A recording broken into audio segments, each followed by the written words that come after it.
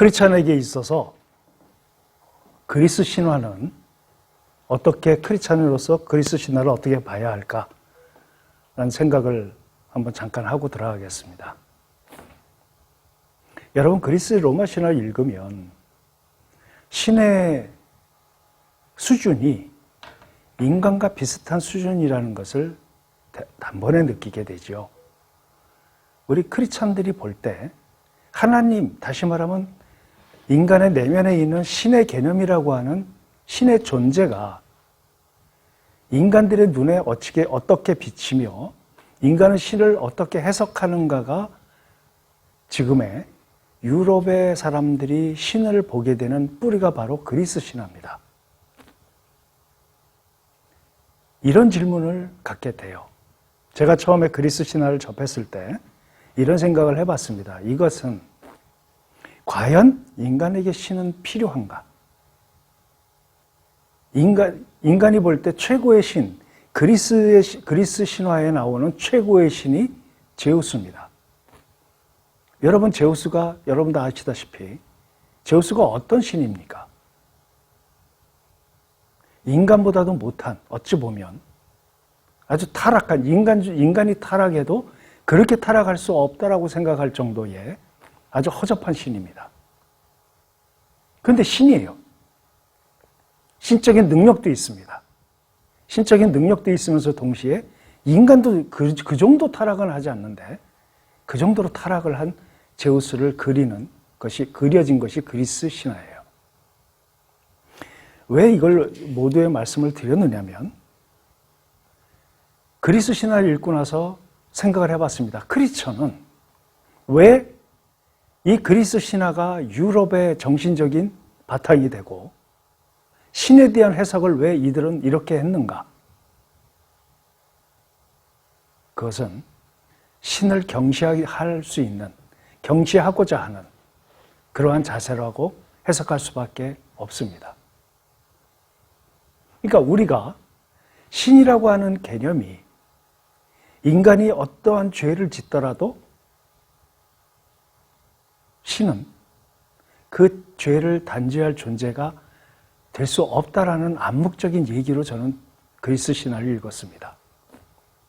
최고의 신이 제우스인데 제우스의 성적인 타락 그리고 그 감정적인 묘사들을 읽어보면 정말 허접합니다. 그 그리스 로마 신화가 유럽의 정신이 됐다고 한다면 그 정신 속에는 인간의 죄를 단죄할 수 있는 존재는 없다라는 것을 간접적으로, 정신적으로 표현하고 있는 것이라고 생각이 들어요. 여러분 한번 생각을 해봅시다. 인간이 어떤 죄를 짓더라도 그 죄에 대한 책임을 묻고 그걸 단죄할 수 있는 존재가 있다면 그 존재는 그리스 신화에 나오는 제우스와 같아서는 안 될 것입니다. 인간들의 죄를 단죄할 수 있는 존재가 있다면 인간들이 짓는 죄뿐만이 아니라 이 세상에 존재하는 모든 불합리로부터 자유로운 존재가 있어야만 이 세상에 펼쳐져 있는 죄악에 의해서 펼쳐져 있는 이러한 모든 부분들에 있어서 단죄할 수 있는 존재가 될 겁니다. 신의 존재가 없다라고 가정을 했을 때 나타나는 현상들, 그리고 역으로 누군가 인간의 죄에 의해서 피해를 보고 다치고 불행해지고 죽음을 맞이하고 하는 것들에 대해서 그 억울함을 단죄할 수 있는 존재가 없다면 이 지구상에 인간들의 그 고통과 아픔을 어디 가서 누구에게 하소연할 수 있을까요? 로마서 지금 우리가 보는 죄에 대한 관점들을 우리가 이렇게 볼 때에 이 죄들은 분명히 누군가 책임을 져야 합니다. 그런데 그리스 신화는 과연 신이 인간을 단죄할 수 있느냐? 그들이 만든 신들은 인간을 단죄할 수 없어요. 인간하고 유사하기 때문입니다. 그렇기 때문에 신이 존재하느냐 안 하느냐의 개념을 생각할 때에 인간들의 죄에는 분명히 책임이 있고 누군가 책임 있는 결과를 맞이해야만 한다고 생각을 합니다. 만약에 이 죄를 단죄할 어떤 존재가 없다면 이 세상은 선인은 살기가 힘들지요. 착한 사람은 살기가 힘들지요. 쉽게 말하면 의인은 살기가 힘든 곳입니다. 뭐하러 의인이 될까요? 저 사람의 죄를 단죄할 어떤 존재가 없는데 뭐하러 의인으로 살겠습니까? 그런데 이 세상은 인간들의 죄를 단죄할 수 있는 어떤 존재를 부인합니다. 우리 크리스천만이 인간들의 죄를 단죄할 수 있는, 인간의 죄를 책임지게 만들 수 있는 어떠한 존재를 제시하고 있는데 그분이 바로 하나님이시죠. 하나님이 안 계시다면 이 세상은 어떻게 될까? 하나님이 없는 사람들은 도대체 어떤 구조로 이 세상을 살아갈까가 바로 로마서 1장 29절에서 31절까지의 결과물로 나오는 겁니다. 그래서 우리가 시작하기 전에 로마서 1장 29절에서 31절까지 한번 읽고 시작을 하겠습니다.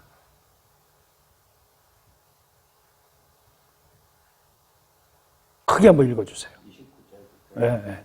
곧 모든 불의 추악, 탐욕, 악의가 가득한 자요, 시기, 살인, 분쟁, 사기,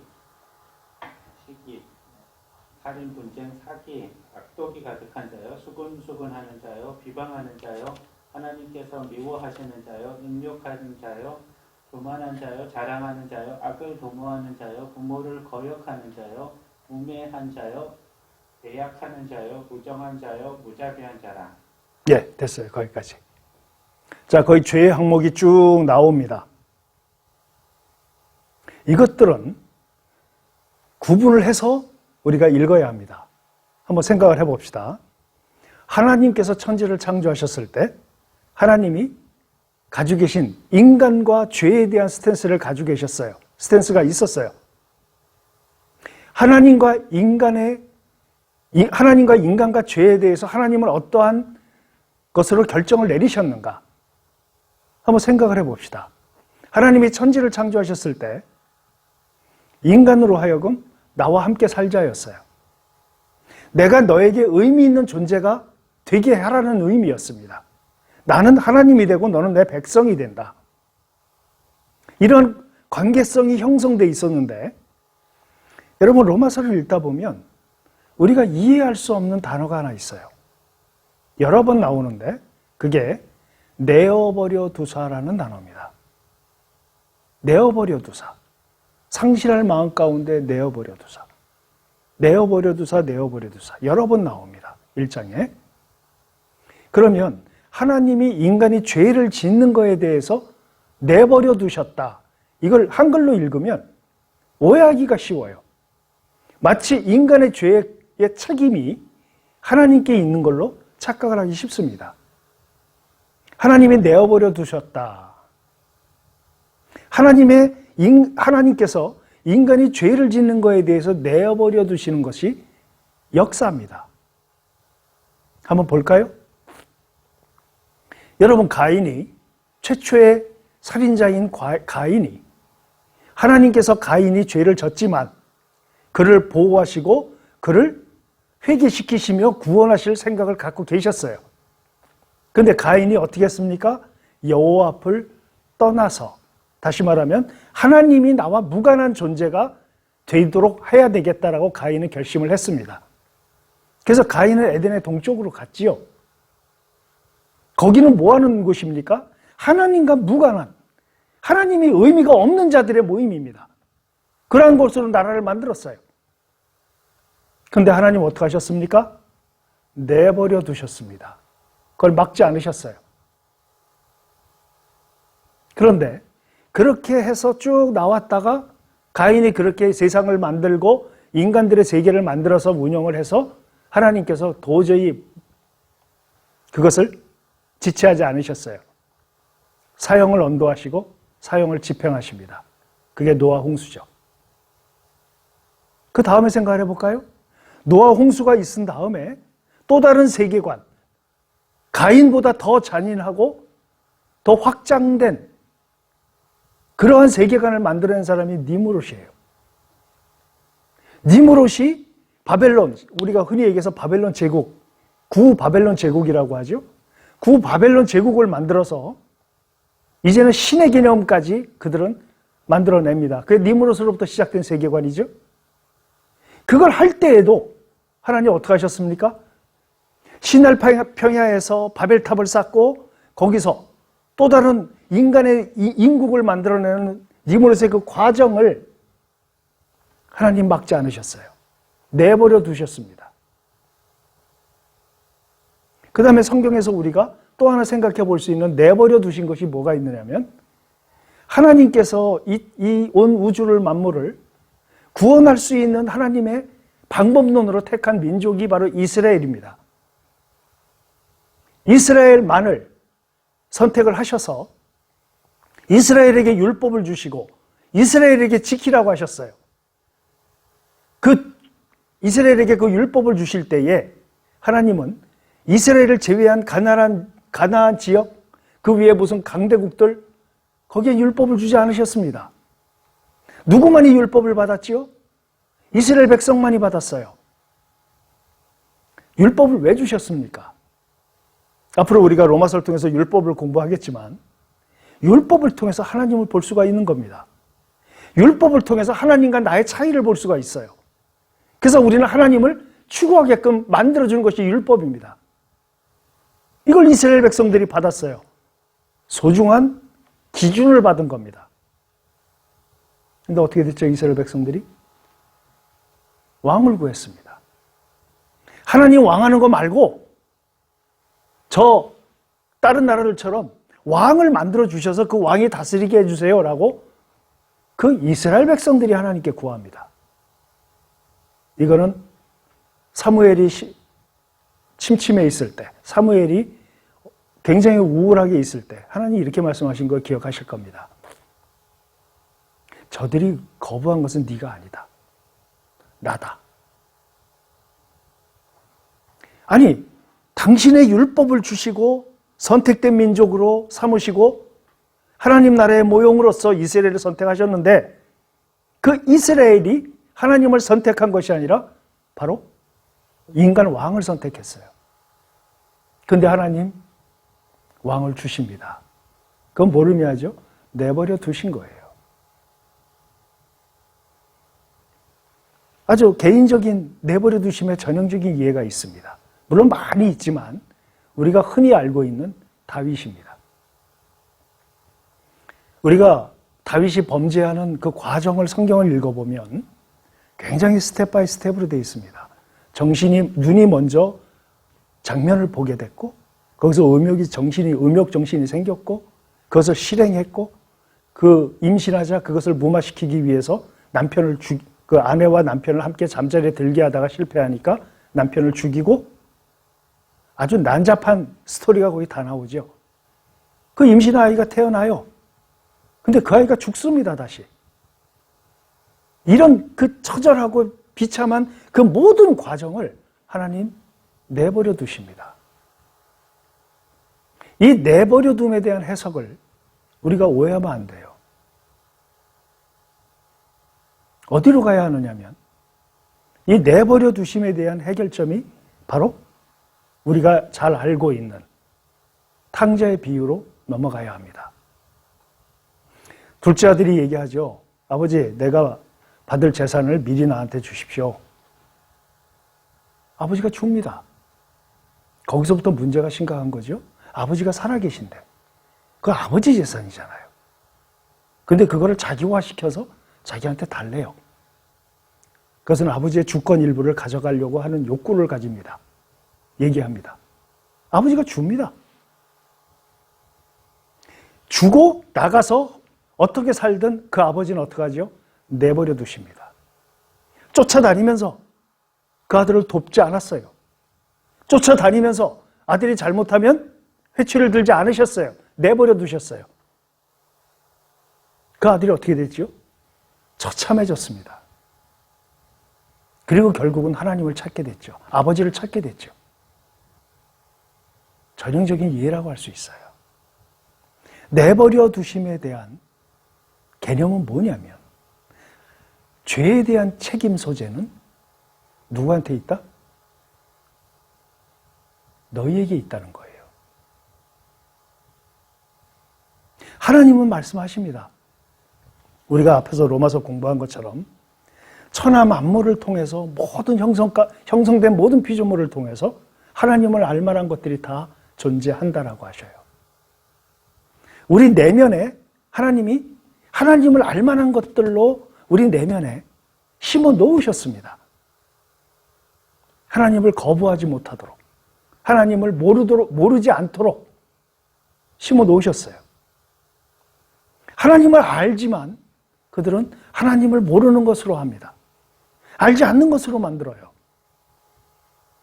또 한 가지. 여러분, 우리 인간은 내버려 두는 것을 원합니다. 이게 죄의 속성이에요. 죄가 들어옵니다, 마음속에. 욕구가 들어와요. 그 욕구를 누군가 터치하면 싫습니다. 내버려 두는 걸 좋아해요. 누군가 나의 정신을 속박하고 누군가 나의 육체를 속박하고 한다면 인간은 그걸 견디기가 힘듭니다. 그러니까 나를 자유롭게 시간과 공간을 내가 쓸 수 있도록 자유로운 존재이기를 원해요. 하나님은 인간이 택한 하나님의 거룩한 간섭을 거부하고 자신들의 욕망에 의해서 살아가도록 스스로를 원하는 쪽으로 가도록 하나님은 함부로 그것을 관여하시거나 참견하지 않으십니다. 인간에게 있어서 다른 피조물과 다른 한 가지가 있어요. 다른 피조물과 사람이 갖는 특성. 그게 뭐가 있을까요? 그게 바로 마음입니다. 마음. 인간에게는 마음이 있는데 제일 중요하지 않습니까? 그 마음을 우리가 그 마음의 관리를 하나님이 하십니까? 우리가 합니까? 하나님께서 그 마음의 관리를 우리에게 넘기셨습니까? 아니면은 하나님이 주권을 가지고 그 마음을 하나님이 마음대로 하십니까? 우리 한 군데 찾아볼까요? 잠언 6장 16절에서 19절. 잠언 6장 16절에서 19절.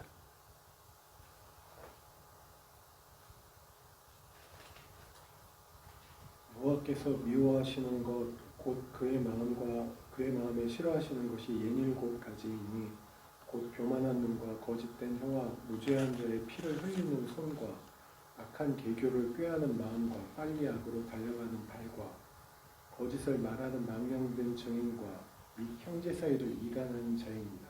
예. 거기 마음이 몇 번 나오죠?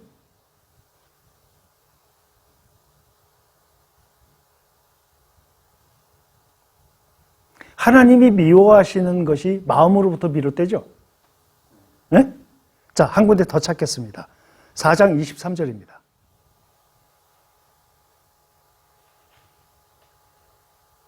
모든 지킬 만한 것 중에 더욱 내 마음을 지키라. 생명의 근원이 이에서 남이니라. 이 마음을 지키는 주체를 누구한테 지금 말씀하십니까? 하나님입니까? 인간입니까? 인간이죠. 하나님은 우리 마음을 건들지 않으십니다. 이거는 은혜일까요? 아니면 저주일까요? 은혜일까요? 이렇게 생각하는 사람들이 있어요. 내가 죄 짓고자 하는 마음이 생겼을 때 하나님이 강제로 내 마음을 바꿔서 죄를 안 짓게 하시면 얼마나 좋아요. 이렇게 얘기하는 사람들이 있어요. 맞아요. 은혜예요. 그것도 완전한 은혜예요. 만약에 하나님이 우리 마음을 마음대로 하신다면 우리는 뭐가 되는 겁니까? 우리의 형상과 우리의 모양대로, 그 형상과 모양 속에는 모두 들어있어요.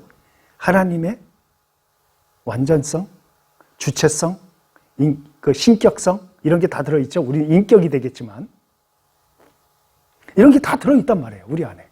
우리를 주체적 존재로 만드신 거지 개체적 존재로 만드신 게 아니란 말이에요. 그러니까 우리는 주체적인 존재예요. 근데 하나님이 그 주체적 존재를 뺏어가 버리는 유일한 방법이 뭐죠? 마음을 하나님이 가져가시는 거예요. 근데 하나님 그렇게 안 하십니다. 마음을 우리한테 맡기셨어요. 무릇 지킬 것 중에 마음을 지키라 그러셨죠? 이거 누구한테 명령하신 거냐면 우리한테 하신 거예요. 이 마음을 못 지킨다면 어떻게 되겠어요? 가인에게 말씀하시죠. 죄가 문 앞에 엎드려 있다. 네 문 앞에. 기억나십니까? 그래서 네가 죄를 다스려야 한다 그러시죠? 그게 뭐예요? 마음을 죄를 안 지는 쪽으로 지켜라 이런 의미죠. 그리고 예수님 뭐라고 하셨습니까? 입으로 들어가는 것이 더러운 것이 아니라 나오는 것이 더럽다. 입에서 나오는 것이 마음에 있는 것을 다 토해낸다. 이렇게 말씀하셨죠? 기억나십니까?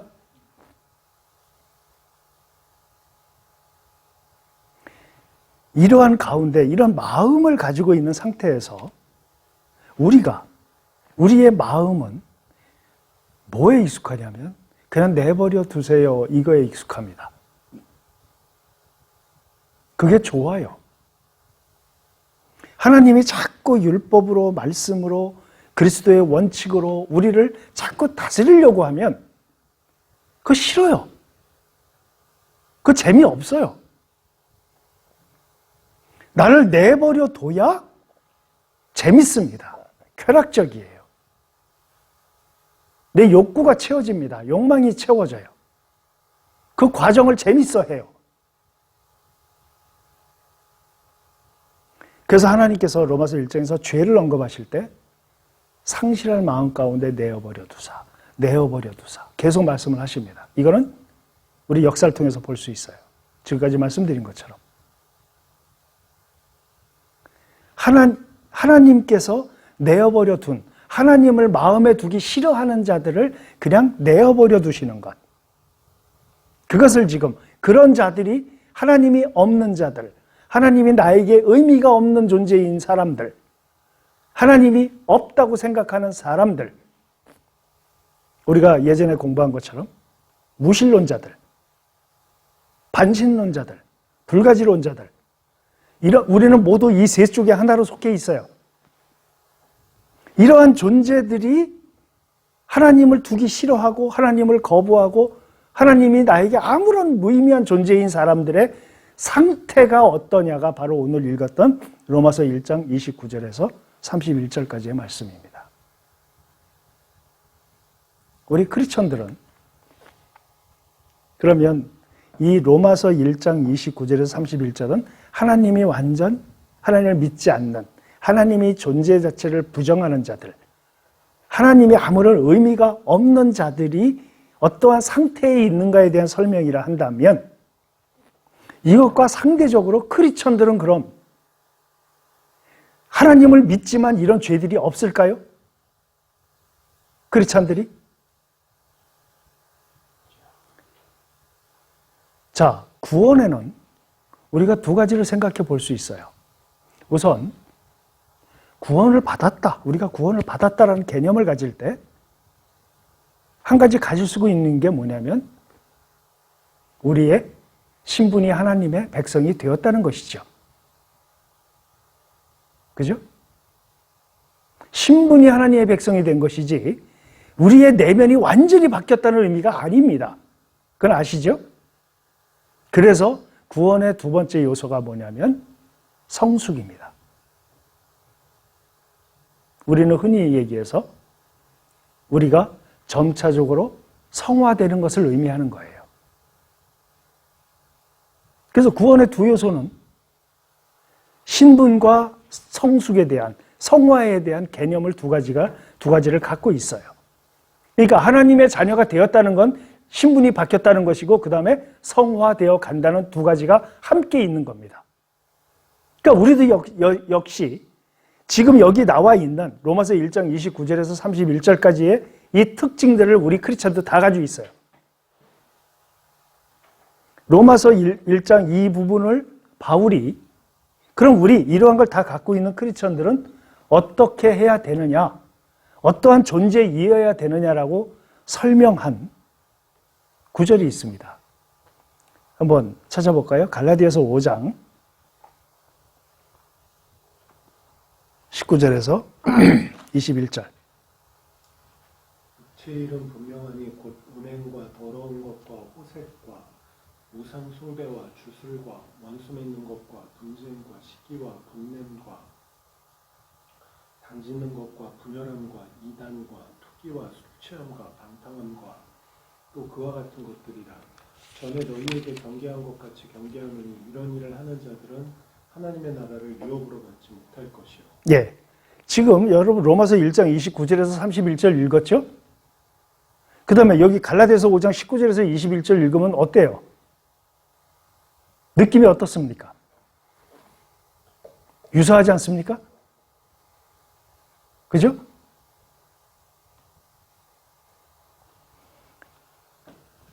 로마서 1장 29절에서 31절 말씀을 갈라디아서에서는 이게 묶음으로, 하나의 묶음 형태로 이 유사한 것들을 쭉 나열했어요. 근데 조금 아까 얘기한 것처럼 갈라디아서 5장 19절에서 21절과 로마서 1장 29절에서 31절까지의 말씀의 하나님을 거부한 자들, 하나님의 특징이 없는 자들, 하나님의 의미가 없는 자들에 대한 설명이라 한다면, 조금 아까 말씀드린 것처럼 완전히 하나님의 백성들은 그럼 이러한 상태에 있지만 어떻게 살아가야 하는가? 여러분 항상 이렇게 생각할 때, 그럼 로마서 1장에 나와 있는 게 크리스찬이든 넌크리스찬이든 다 갖고 있는 특징인데, 그럼 우리 크리스찬들은 뭐지?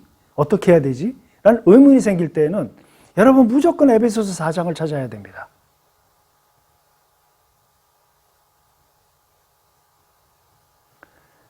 에베소서 4장 뭐 다 읽으면 또 시간이 너무 가니까 4절 한번 읽어보겠습니다. 4절.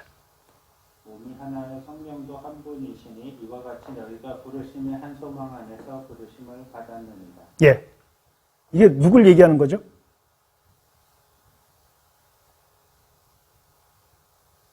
누굴 얘기하는 거예요?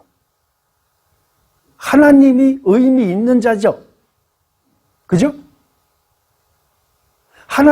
하나님과 예수님이 하나세요. 성령님이 하나세요. 이러한 조합 속에 우리가 들어갔다는 얘기죠. 설명이 됐습니까? 그러니까 우리 크리스천은 하나님과 유기적, 케미가 맞다는 거예요. 그 다음에 이러한 사람들을 하나님이 어떻게 하시는가? 하나님과 함께 있는 존재가 되지 않습니까? 7절에서 8절. 우리 각 사람에게 그리스도의 선물의 분량대로 은혜를 주셨나니 그러므로 이르기를 그가 위로 올라가실 때 사로잡혔던 자들을 사로잡으시고 사람들에게 선물을 주셨다 하였도다. 예. 이게 뭘 의미하죠? 하나님께서 예수 그리스도에 의해서 하나님이 의미 있게 된 사람들에게는 선물을 주셨다라고 얘기를 해요. 무슨 선물일까요, 이게? 어떤 선물일까요?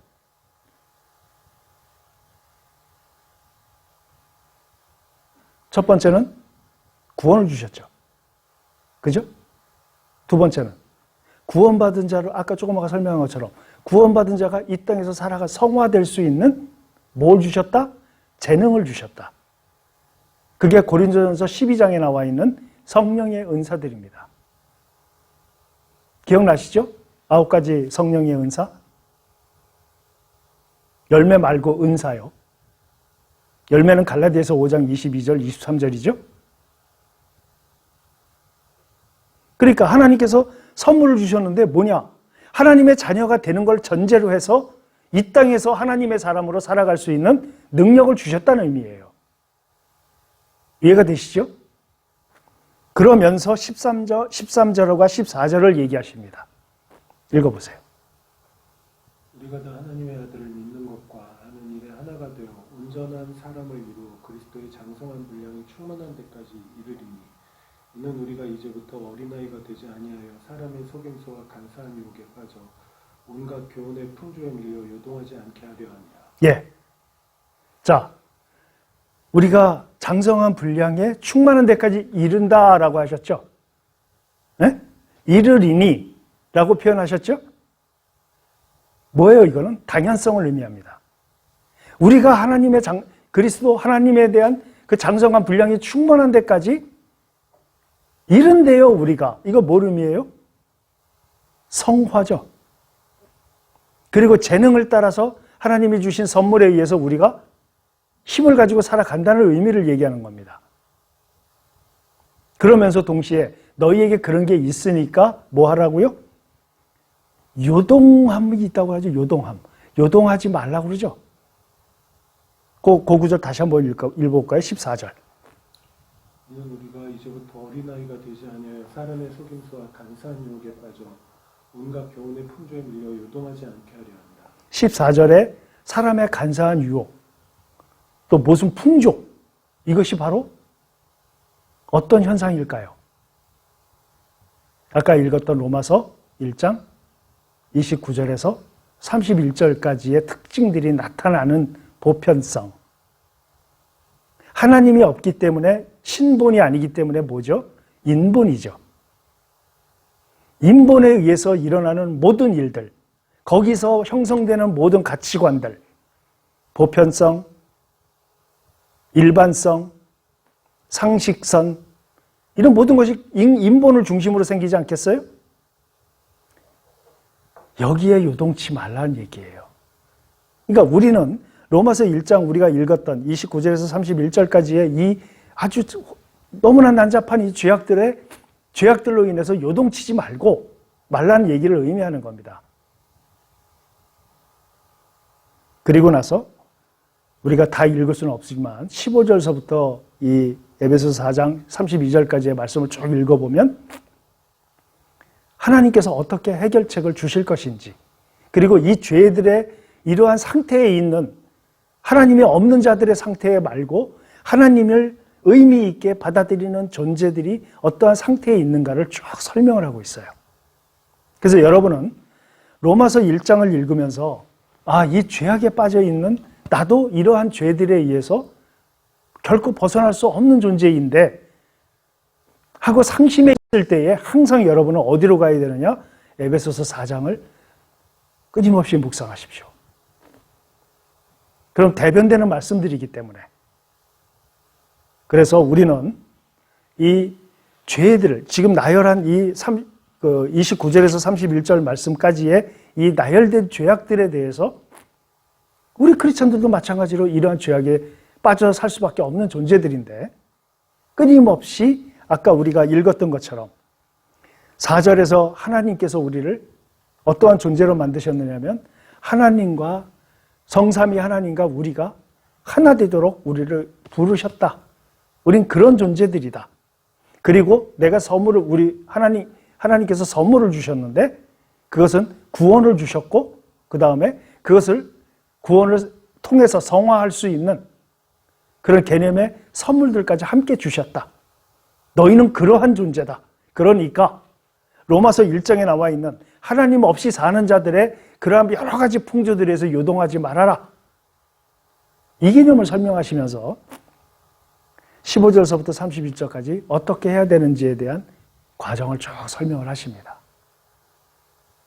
그래서 항상 우리는 에베소서로 넘어가야 돼요. 4장으로 넘어가야 합니다.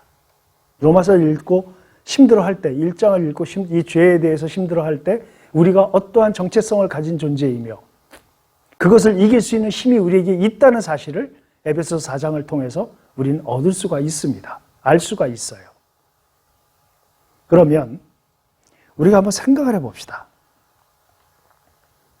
이 로마서 1장 29절에서 31절까지 지금 이렇게 쭉 그 나열을 해놨는데 여기서 조금 우리가 이해하기에 좀 애매한 몇 가지 죄악들에 대한 설명을 하는 것으로 우리가 오해하지 않도록 하기 위해서 몇 가지 설명할 필요가 있어요. 그래서 우리가 한번 몇 가지를 한번 생각해 보는 시간을 갖겠습니다. 자, 로마서 1장 29절서부터 31절까지 나열되어 있는 죄악의 항목들에 대해서 모든 불의, 악의, 추악, 악의 이렇게 돼 있죠. 여기 세 가지가 나오죠. 모든 불의와 추악과 악의. 근데 원본을 보면 여기에 두 단어가 빠졌습니다. 원본에는 두 단어가 더 있어요. 그게 탐욕과 적의라는 단어입니다. 그러니까 모든 불의와 추악과 악의가 가득한 자요. 이렇게 했는데 모든 불의와 추악과 악의와 탐욕과 적의가 있는 자요. 이렇게 해석을 해야 합니다. 나중에 여러분 성경을 원어로 해석했다는 킹제임스 버전을 통해서 한번 다시 읽어보십시오. 그 두 단어가 빠져 있음을 알 수가 있어요. 이것도 다 설명하려면 시간이 넘어가니까 여러분이 한번 찾아서 읽어보세요. 그 다음에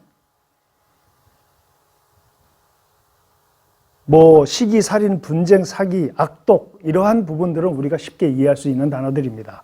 수군수군하는 것, 비방하는 것, 하나님께서 미워하는 것 할 때 하나님께서 미워한다. 하나님께서 미워하는 게 뭘까요? 하나님이 미워하는 게.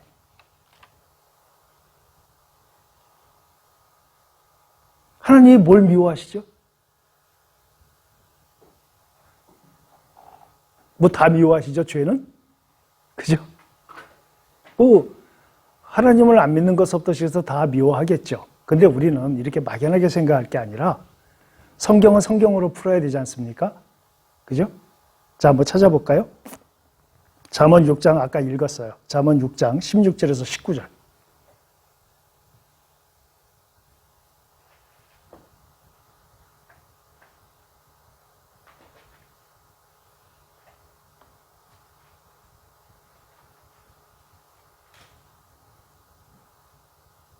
여호와께서 미워하시는 것. 됐어요. 여호와께서 뭐라고요? 미워하시는 것. 설명이 나와 있죠, 거기. 바울은 율법에 능통한 사람 아니었습니까? 구약에 능통한 사람이었죠? 여호와께서 미워하시는 것이란 단어와 여기에 나와 있는 하나님이 미워하시는 것, 동일한 의미입니다. 한번 읽어보세요, 다시. 여호와께서 미워하시는 것, 곧 그의 마음에 싫어하시는 것이 7가지니 곧 교만한 눈과 거짓된 혀와 무죄한 자의 피를 흘리는 손과 악한 계교를 꾀하는 마음과 빨리 악으로 달려가는 발과 거짓을 말하는 망령된 증인과 및 형제 사이를 이간하는 자입니다. 예, 그것들을 하나님이 미워하신다는 거예요. 그럼 하나하나 좀 시간이 가더라도 이거는 설명을 하고 넘어가야 될 것 같아서 29절에 모든 불의와 추악이라고 나와 있죠. 로마서 1장 29절 다시 한번 들어가 봅시다. 모든 불의와 그다음에 뭡니까? 추악이죠. 이 추악이 뭐죠? 이게 딱 떠오르나요? 추악 그러면? 떠오르지 않죠? 이렇게 이미지는 상상이 되는데 말로 설명하려니까 좀 그렇죠? 예, 아무튼 이 추악이란 단어는 원래가 그냥 우리가 흔히 얘기할 때 성적인 타락을 의미합니다. 여기서 쓰이는 단어는. 그러니까 모든 불이 성적으로 더러움, 타락 이걸 의미하는 거예요. 설명이 됐습니까? 그리고 또 하나, 모든 불이 추악, 악의가 가득한 자예요. 이렇게 표현되어 있죠. 여기서 악이라는 단어는 가득하다. 가득하다 할 때 이 가득하다는 뭘 의미하죠? 가득한 자, 모든 악의가 가득하다. 이건 수동태로 되어 있어요. 무슨 소리인지 아시겠습니까? 그러니까 악인들에 의해서 영향을 받는다는 거죠. 악인들에 의해서 악이 가득 채워졌다는 거죠. 무슨 소리인지 아시겠어요?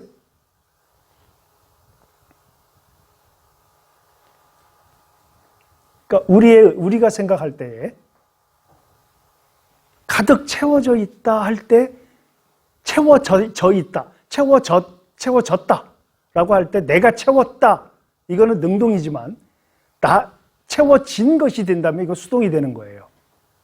설명이 됐습니까?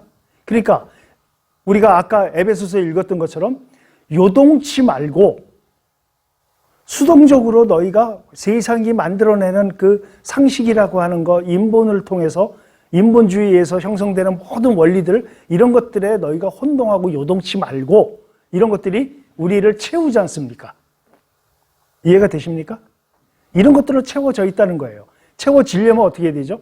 수동형이 되려면 내가 동의를 해야 돼요. 나를 채우려면. 설명이 됐습니까? 그 다음에 능욕이라는 단어 있죠. 능욕. 이거 어떻게 해석하십니까? 능욕한다. 능욕하는 자요 이렇게 표현되어 있지 않습니까? 이 능욕은 뭘 의미하느냐면 악의를 품고 있는 상태를 의미해요. 악한 의도를 품고 그것을 실행하는 상태. 그러니까 상태와 실행을 한꺼번에 설명하는 단어입니다. 능욕한다 그러잖아요. 너는 나를 능욕했다 할 때 그 능욕은 너는 악의를 품고 그 악의를 나에게 실행했다 이런 의미예요. 설명이 됐습니까? 제가 예전부터 이 부분을 설명할 때 능욕이 뭐예요? 이런 식으로 질문받았던 것들만 제가 몇 가지 추려봤어요. 그 다음에 우매한 자요 그랬죠. 우매한 자. 저번에 우리 최 선생님이 우매한 자를 얘기하지 않았나요? 이게 우매한 자. IQ가 떨어지는 자일까요? 머리가 나쁜 자? 지혜나 지식이 부족한 자? 뭐에 대한 우매일까요, 이게? 이건 뭐에 대한 우매입니다. 영어 성경어는 without understanding이에요. understand가 무슨 뜻이죠? 이해한다는 거죠. 네?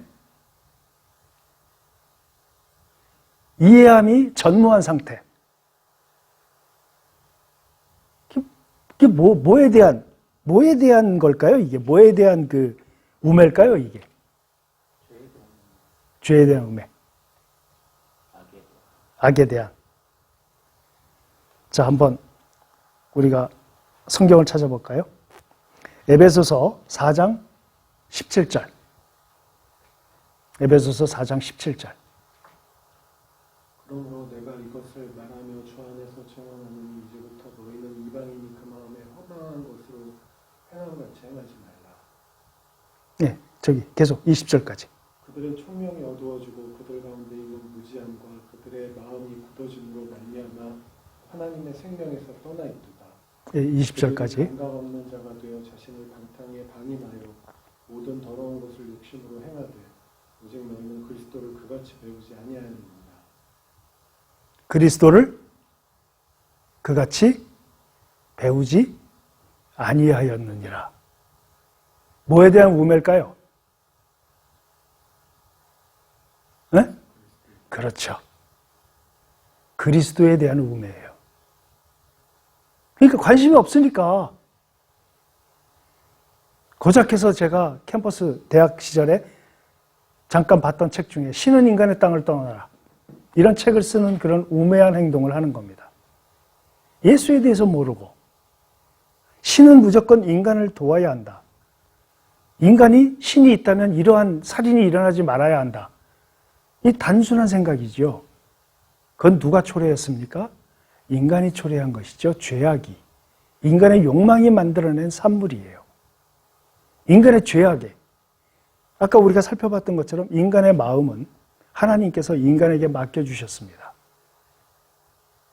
자신의 욕망을 마음속에서 채우고자 욕구하는 자들을 상심한 마음 가운데 내버려 두셨어요. 하나님을 찾지 않는 자들이 형성한, 하나님 필요 없다고 생각하는 사람들이 만들어낸 결과를 지금 우리는 보고 있는 겁니다. 그런데 신을 탓해요. 신의 개입을 요구합니다. 근데 과연 신의 개입을 요구할 만큼 신이 인간의 마음을 휘저어야 할까요? 이것을 얘기하는 거예요. 여기서 우매한 자요, 우매한 자들이 바로 이러한 사람들을 의미합니다. 신이 있다면 이런 일이 벌어지면 안 된다라고 생각하는 사람들. 예수 그리스도에 대해서 하나님의 그 완전하신 사랑 앞에서 이러한 지식이 없는 자들, 이러한 사람들이 그리스도에 대한 지식이 없으므로 이러한 결과, 이러한 그 우매한 행동과 말을 하게 되는 겁니다. 그래서 하나님 그러셨어요. 저들이 하나님을 아는 지식이 부족함으로 망하는도다. 이게 우매함의 특징입니다.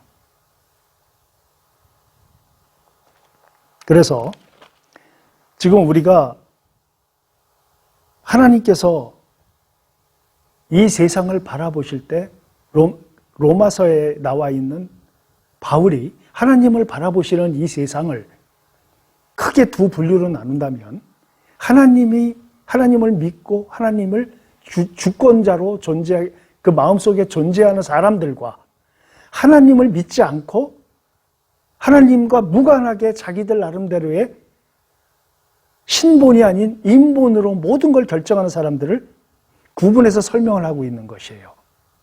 로마서 1장은 하나님이 아무런 의미가 없는 존재들이 어떠한 상태에 있는가를 설명하는 글이고, 그럼에도 불구하고 하나님을 믿지만 이러한 상태에 있지만, 이런 죄를 다 가지고 있지만 우리들은 어떻게 해야 된다는 사실을 에베소 4장을 통해서 설명을 하는 겁니다. 그래서 우리는 간혹 이렇게 생각할 때가 있어요. 우리가 엑스레이를 찍지 않습니까?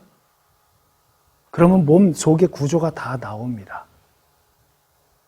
근데 그 모든 구조가 뭘로 형성되어 있느냐면 바로 죄로 다 형성되어 있어요. 내가 평소에는 안 그러는데 갑자기 유혹이 들어왔어요. 그래서 평소에 난 이런 사람이 아닌데 내가 죄를 져요. 난 이런 사람이 아닌데 이렇게 생각한다면 그것은 착각입니다. 우리는 그냥 죄인이에요. 죄라고 하는 요소로 형성되어 있는 존재들입니다. 머리끝서부터 발끝까지 죄 아닌 것으로, 죄 아닌 요소가 없는 존재들이에요. 그래서 하나님은 예수를 보내신 겁니다. 도저히 해결할 수 없으니까 인간들이 그러한 죄 덩어리로 되어 있기 때문에 그들이 만들어낸 이 세상을 한번 보세요.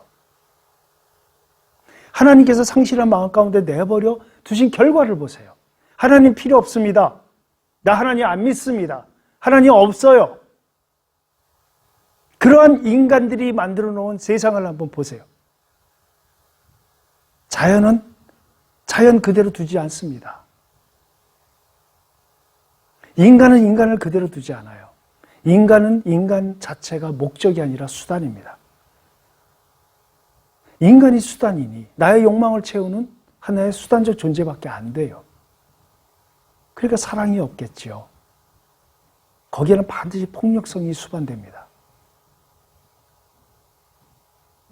하나님께서 지구의 모든 인간들에게 사형을 언도하시고 사형을 집행하실 때 우리가 저번 시간에 살펴봤어요. 인간들의 상태가 어떠했는지.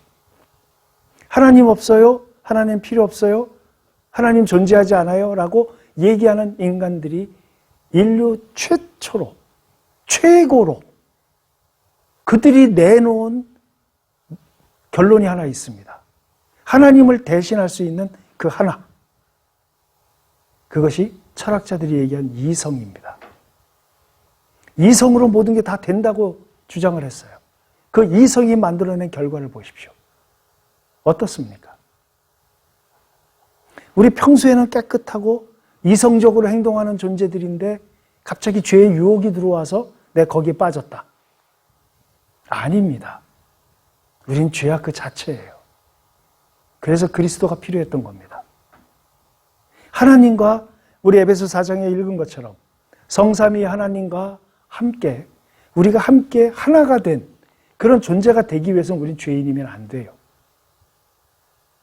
삼위 하나님께서는 그 어떤 죄악과도 함께 하실 수 있는 존재가 아니에요.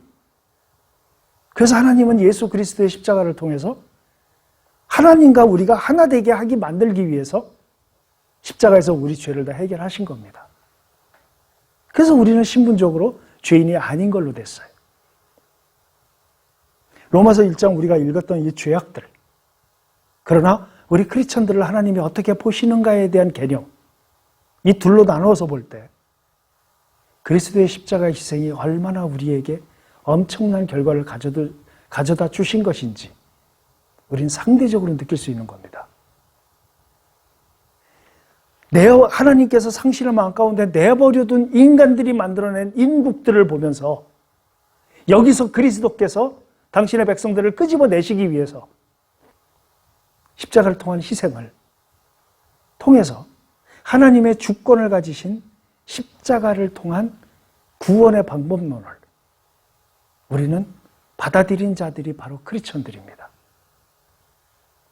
그래서 우리는 하나님과 더불어 하나된 존재이고, 그래서 우리는 신분이 하나님과 함께하는 존재들로 바뀐 것이고, 더불어 우리는 그 하나님이 주시는 능력을 가지고 우리는 성화되기 위해서 노력을 해야 되는 존재이다라고 바울이 에베소 장로들에게 얘기를 하는 겁니다. 에베소 4장에서. 그럼 우리는 어떻게 해야 될까요? 하나됨에 대한, 성화에 대한 우리의 개념을 가질 때 우리가 노력해야 될 걸 오늘 한 가지, 아주 중요한 한 가지를 배웠습니다. 그게 뭡니까? 잠언 4장 23절에 나와 있는 것처럼 무릇 지킬 것 중에 너희 마음을 지키라. 모든 생명의 근원이 이에서 남이니라. 이가 뭐예요? 마음입니다. 생명의 근원이 마음이에요. 그런데 예수님은 그 마음이 썩어가지고 너희들이 그 마음에서 모든 죄악이 다 나온다라고 말씀을 하셨어요. 근데 우린 거듭났단 말입니다. 하나님의 백성이 되었어요. 자녀가 되었어요. 근데 하나님께서 이 마음을 지킬 주권자로, 주체자로 하나님이 아니라 우리에게 맡기신 유일한 것이 바로 마음입니다. 하나님이 마음 건들지 않으세요. 또 마음 건드시면 안 돼요. 인간의 마음을. 우리는 하나님의 놀이개가 아닙니다. 하나님과 코오퍼레이션하는, 협동하고 협력하는 하나님과 하나된 존재들이에요. 그러니까 주체성을 가진, 주체성과 인격성을 가진 그런 존재들입니다. 이런 존재들에게 하나님이 지금 요구하세요. 마음을 지키도록 노력해라. 우리는 모두 죄악에 쌓여있는 존재들입니다. 어쩌다 죄 지는 게 아닙니다. 우리는 그냥 죄악 덩어리예요. 근데 우리의 신분이 바뀌었지요. 성령이 도우시지요. 선물로 은사를 주셨지요. 그 은사 중에서 우리가 죄에 맞닥뜨렸을 때 우리가 할 일, 주님이 그러십니다. 죄가 너를 덮치려고 하고 죄가 너를 먹으려고 한다. 그러나 너는 죄를 이겨라라고 가인에게 얘기하세요. 이기기 위해서 노력해야 되는 의미가, 노력해야 되는 존재가 누구냐면 하나님이신 당신이 아니라 너다, 이런 개념이에요. 우린 죄와 싸워야 합니다. 그래서 말씀하시죠. 근신하고 깨어 있어라. 우는 사자와 같이 마귀가 두루다니며 삼킬 자를 찾는다. 기억나십니까? 근신하고 깨어 있어서 내가 죄와 싸우고자 하는 욕구를 가지고 하나님이 주신 성령님의 도우심과 또한 그 은사가 발휘되는 것을 방해하지 말아야 돼요. 우리 스스로가. 성령님의 역사심을 동의해야 합니다. 그것이 마음을 지키는 거예요. 죄악된 환경에 들어가지 않습니다. 죄악된 환경을 내 스스로 제거해요. 죄악을 범하지 않기 위해서. 우리는 죄악의 욕구가 가득한 존재이기 때문에 죄악된 환경에 내가 자꾸 들어가는 발걸음을 멈춥니다. 마음이 그걸 해야 돼요. 그 노력을 하라는 겁니다. 하나님께서는. 그렇게 하도록 도우시겠다는 거예요. 컴퓨터에 지저분한 거 다 지웁니다. 그 환경이에요. 우리가 그런 노력을 해야 된다는 거예요. 내가 안 지우는데 내 발걸음이 자꾸 안 좋은 쪽으로 발이 가는데 하나님의 발걸음을 멈추십니까? 내가 컴퓨터에 지저분한 것들 많은데 그거 안 없애는데 하나님께서 클릭하십니까? 우리가 해야죠. 우리가. 그런 의미예요. 우린 죄악에 그게 더 좋아요. 하나님이 내버려 두시는 게. 그래서 은밀합니다. 은밀한 데서 그런 짓거리들을 해요. 우린 그런 존재들이에요. 지켜라 마음을. 이게 무슨 의미예요? 하나님의 발걸음을 딴지를 걸지 않으십니다. 가는 길에. 하나님이 대신 클릭해 주지 않으세요. 우리가 해야 합니다. 용기를 달라고 기도하세요. 이거 없앨 수 있는 지저분한 것들. 내가 자꾸 죄 짓는 발걸음을 걸어가는데 안 걸어갈 수 있게 도와주세요. 하나님. 도와주십니다. 약속하지 않으셨어요? 성화시키는데 성령님이 관여해 주시죠? 우리에게 은사를 주셨다고 했죠? 그럼 우리는 뭐 해야 되죠? 마음을 지키는 행동이 필요하죠. 그럼 우리가 해야 합니다. 방이 어두우면 스위치를 우리가 켜야 돼요. 우리가 해야 하는 역할이 있습니다. 로마서에서 바울이 이렇게 자꾸 얘기하는 것은 나중에 우리가 뭘 해야 되는가. 이제 우리가 2장서부터 쭉 넘어가면서 율법과의 관계를 얘기하겠지만 하나님이 하시는 것과 우리가 해야 할 것에 대해서 우리는 분명히 알아야 합니다. 성령의 도우심과 우리의 책임이 무엇인가? 우리가 어디까지 해야 되는가? 하나님은 지금 내가 죄 지으러 가는 발걸음에 대해서 그리스도의 십자가의 의미를 받아들인 사람들은 책임을 묻지 않으십니다. 구원하고는 별개의 문제지요. 왜? 우리는 하나님의 백성이고 자녀예요. 하나님 우리를 지옥에 보내실 수 없어요. 그리스도의 십자가가 의미 있게 나에게 다가왔는데 그리고 그 예수 그리스도를 내 인생의 주제로 왕으로 하나님의 주권자로 받아들였는데 나를 지옥에 데려가실 수 없어요. 죄에 대한 개념을 내가 말씀드렸을 때는 지옥을 의미하는 게 아닙니다. 우리는 체질적으로 그게 힘들어야 돼요. 죄 짓는 것이. 아파야 돼요. 괴로워야 되고 죄 짓는 나에 대해서 분노해야 합니다. 근데 안 해요. 하나님이 없는 자들은 분노할 이유가 없지요. 이렇게 내어버려둔 상태에 살기 때문입니다. 이게 옳다고 하기 때문이에요. 그러나 하나님을 믿는 사람들, 에베소 4장에 나와 있는 것처럼 하나님과 화학적인 케미가 하나가 된 존재들인데 어떻게 죄에 대해서 분노하지 않아요? 분노해야 합니다. 괴로워야 돼요. 아파야 돼요. 죄 때문에 하나님 앞에서 엉엉 울어야 됩니다. 근데 안 그렇습니다. 바울은 지금 우리에게 그 경각심을 일깨우는 것이에요. 자, 로마에 편지합니다. 누구한테 편지한 겁니까? 크리스천들에게 한 거예요. 지금 바울이 열거한 이 죄악들은 로마인들이 이걸 들었을 때 하나하나 화살이 이 한 단어 하나하나가 우리가 흔히 양궁대회에 보면은 엑스텐이라고 그러죠. 마음의 엑스텐에 박혔을 겁니다. 예를 들어서 모든 불의와 악의와 모든 불의와 추악과 악의가 가득한 자요라고 하나의 묶음으로 가져가요. 그리고 시기와 살인과 분쟁과 사기와 악독이 가득한 자요. 하나의 묶음으로 가져가요. 그리고 나머지 수군수군하는 자요, 비방하는 자요, 이거 하나씩 가져갑니다. 이것은 당시 로마인들이 이해하기 쉬운 철학적 사고적 개념들을 하나로 묶음으로 가져갈 것은 묶음으로 가져가고 개별적인 것은 개별적으로 가져간 것이에요. 이걸 읽은 사람들은 거의 마음속에 엑스텐으로 화살이 박혔을 겁니다. 근데 이걸 읽은 사람들이 누구죠? 크리스천들이에요. 크리스천들에게 왜 이걸 읽혔을까요? 이걸 왜 알려줬을까요? 하나님이 없는 자들은 다 이런 자들이다. 그러나 교회에 앉아있는 너희들도 이러한 자들이다. 하면서 2장으로 넘어갑니다. 32절을 찾아서 이러한 자들을 하나님이 어떻게 생각하시는가를 32절에서 언급하고 있어요.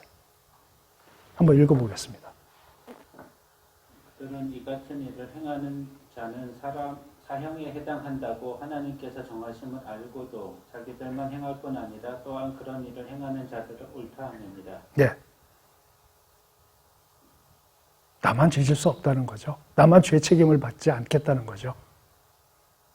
그러니까 모든 사람들이 이러한 죄를 짓는 거 다 죄가 아니다라고 합의를 보는 거죠. 그 우리나라에서도 그런 일이 한번 있었습니다. 뭐죠? 대표적인 게 간통죄 폐지입니다. 우리가 레위기에서 살펴본 것처럼 간통을 저지른 자들은 하나님이 뭐라고요? 죽이라 하셨죠? 사형 선고죠?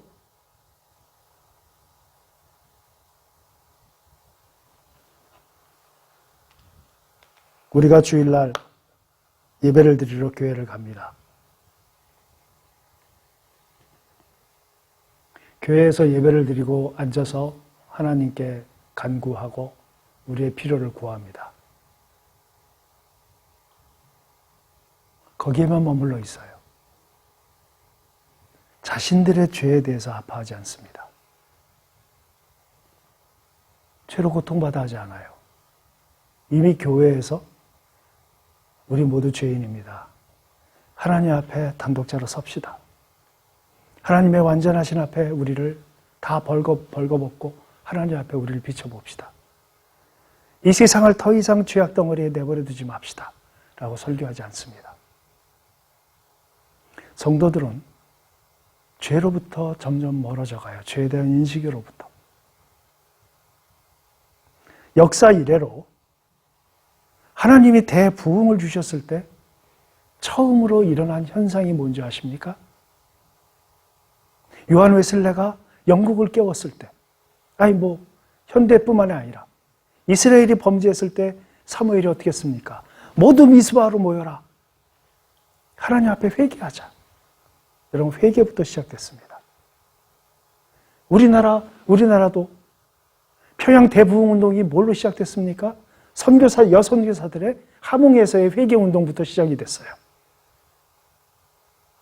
회개입니다. 회개가 없는 교회, 회개를 외치지 않는 목사들, 왜 그럴까요? 불편하거든요. 예수 그리스도가 이 땅에 메시아로 처음 오셔서 갈릴리의 그 무지한 백성들을 놓고요, 처음으로 하신 말씀이 뭐죠? 회개하랍니다. 이제 한국교회는 회개해야 합니다. 문제가 많다고 그래요. 교회가 무너진다고 그래요. 한국교회가 망한다고 그래요. 방법이 없다고 그래요. 방법이 없습니까? 진짜? 전 그렇게 생각하지 않습니다. 회개해야 합니다. 교회에 앉아서 고상하게 앉아서 예배드리고 주기도문을 습관처럼 외우는 그 교인들에게 로마서 1장을 읽으라고. 로마서 1장의 그 죄악들은 크리스천들에게 보낸 바울의 편지라고. 우리가 어떤 상태에 있는가를 보라고. 그래서 우리는 하나님 앞에 무엇으로부터 시작해야 할지를 이 로마서 1장을 통해서 우리는 그것을 배워야 합니다. 32절에 나와 있는 것처럼 우리들만 행할 뿐 아니라 다른 모든 사람이 행하고 있으니까 이건 죄가 아니야라고 교회에 앉아있는 크리스천들조차 이러고 있다면 이 세상은 변하지 않습니다. 교회 변하지 않아요.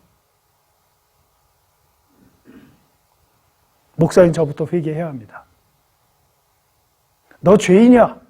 우리 죄인이야. 그러니까 무릎 꿇자 하나님 앞에. 이렇게 얘기하기 쉽지 않죠. 이해합니다. 그러나 해야 합니다. 망해간다면서요.